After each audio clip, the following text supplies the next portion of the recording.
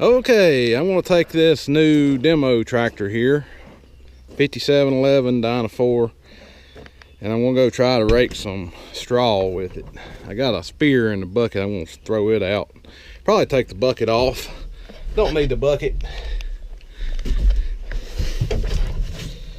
This is a pretty nice tractor. I think it's a little underpowered for its size. That's my biggest complaint about it. It's 110 horsepower and it's like 88 or 90 some on the shaft. It's just not extremely powerful, and it don't have any ballast on it yet either, so I think if you put ballast on it, it'll be noticeably weak. But that's just my opinion. Other than that, I like it pretty good. It's pretty nice.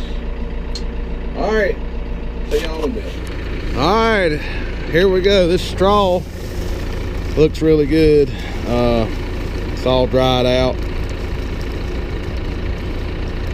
Doesn't feel waxy to me. Anyway, I'm going to start raking it up. It's a pretty color.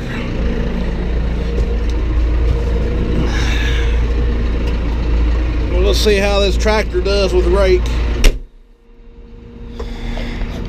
I'm not going to be able to use this because I use the brakes a lot raking, and it turns it off every time you hit the brakes. I do not like that.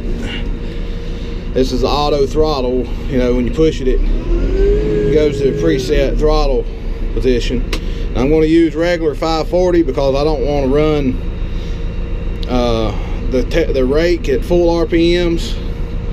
So I'm going to switch that and back the throttle off on the tractor and run it about what you would run it at 540, but then the rake will be running a little slower because it don't need to be running so fast. It don't need to be running at 540 RPM. So anyway, that's what I'm going to do, if that makes any sense. Alright, let's see what we can do here. Okay, on throttle. I have no idea what gear I need to run in yet.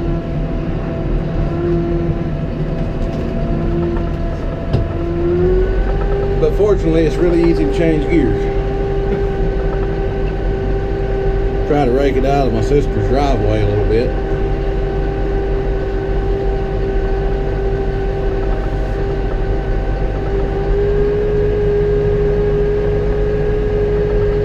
Around about 1500 RPM, and I'll bump it up a gear to 3B. I believe that'll be about right. And then I can downshift the gear if I hit a hill.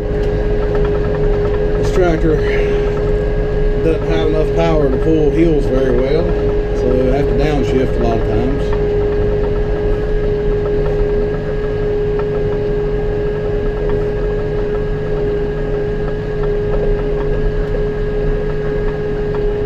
I may have to slow the ground speed down and raise RPM because it's missing a little bit of straw.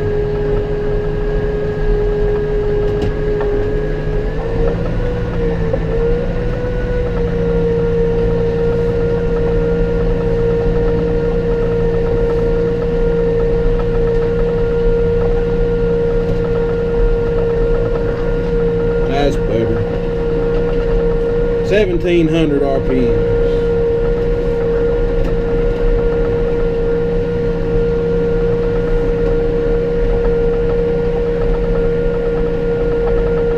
If I have to, I can go out there and lower the rake, the tine height down a little more, but I think it's going to be okay. When I get on some flatter ground, right here on the edge of this field's really, it's kind of rolled off on the edge, and it's not very flat, so it may be part of the problem. We'll make another round or two and then reassess.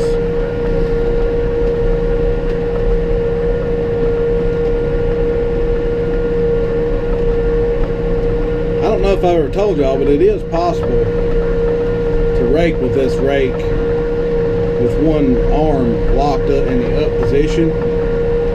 you can unhook the PTO shaft from the gearbox, just like you would a tractor. It's just got a locking collar. You slide it back and you can pull the PTO shaft off.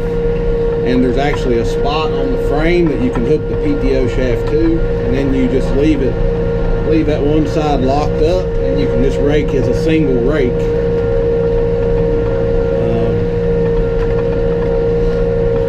I have never personally done it, but I know you can do it.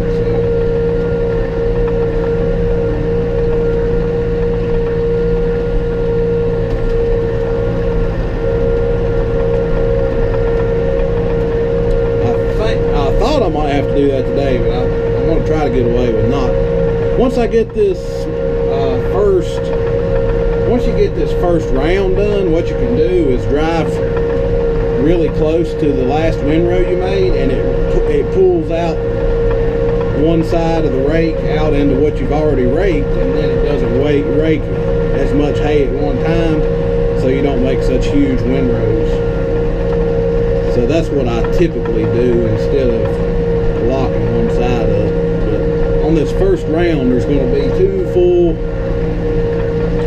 rake rows in it, which is going to be quite a bit for the baler. It's going to have to go really slow on this first round to get it all shoved in there.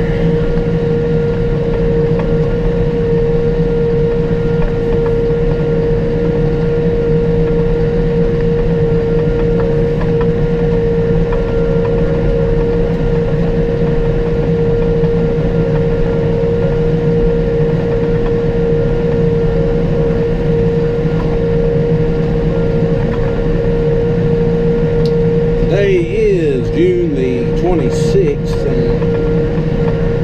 I think I mowed this on the 22nd. Memory serves me correct.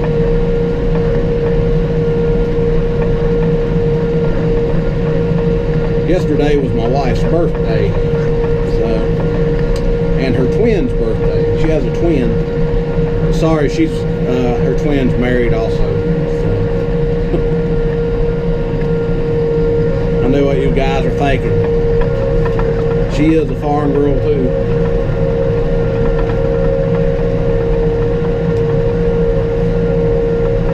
She helps her daddy farm a lot.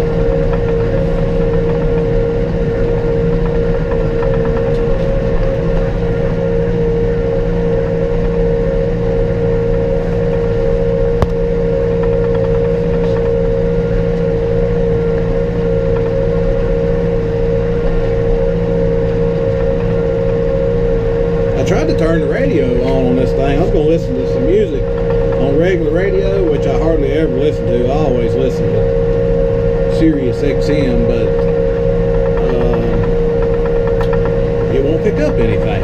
So I don't know if the antenna's not hooked up, or if it's just a bad radio, or if the antenna, I don't know. I hadn't looked. Maybe the antenna is not extended or whatever on the tractor, but it just wouldn't pick up nothing I normally listen to. I mean, normally I don't have any trouble picking up, stations out of rock stations or stuff like that out of North Carolina, which isn't too far from here. But it won't pick up anything.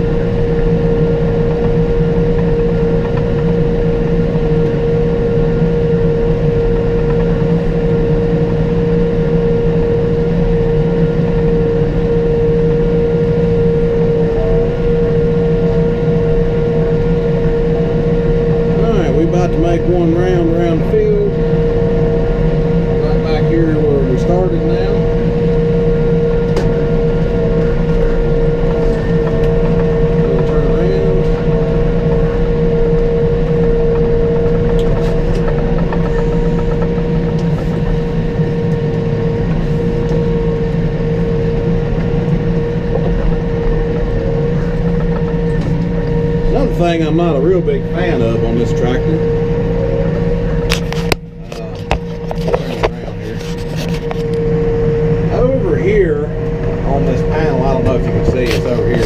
You got a switch, and that turns on the dual pump. This tractor has dual hydraulic pumps, and one of them runs the lift and one of them runs the hydraulics. Well, the hydraulics are extremely slow on this tractor. I mean, watch, see, that's as fast as the loader will go right there. It's much slower than my 4710. But then if you push this button, then it's up there with the 4710. Well, it's the same way with the remote valves on the back. When it's turned off, the remote valves are really slow, and then if you turn it on, they're really fast. But the problem is when you turn it on, there's like this different high-pitched buzzing noise. So I like to keep it turned off, and then when you go to use the loader, then it's slow, and then you got to turn it back on, and then you got that noise. The noise comes in at a higher RPM, higher engine RPM. I don't know, I'm really sensitive to high-pitched noises. But anyway.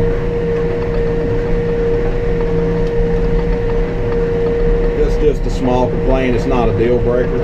It's just something that, why can't they just make it, you know, like the 4710 where it has enough flow to operate everything without turning on flipping switches. You know, the 4710 has plenty of hydraulic flow anytime you need it, whenever you need it.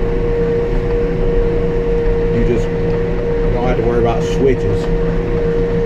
Maybe, I don't know if it's got something to do with the way the transmission is designed, because I know like the S-Series tractor I demoed before was like that also. But y'all can look behind here and see what I'm doing. I'm running that right side rake way over into what I've already raked, and what that's doing is making the windrows smaller for the baler, because this stuff is just so thick. I just don't think it, you know, you just barely be moving, and if you had the windrows as big as two rake widths wide there. So this is what I was talking about. That's probably how I'm going to have to rake the whole field. Or I know it's how I'm going to rake the whole field. It's going to take longer to rake, it's going to take longer to bale, but it's going to be so much material here, it's just the only way I think we're going to be able to do it.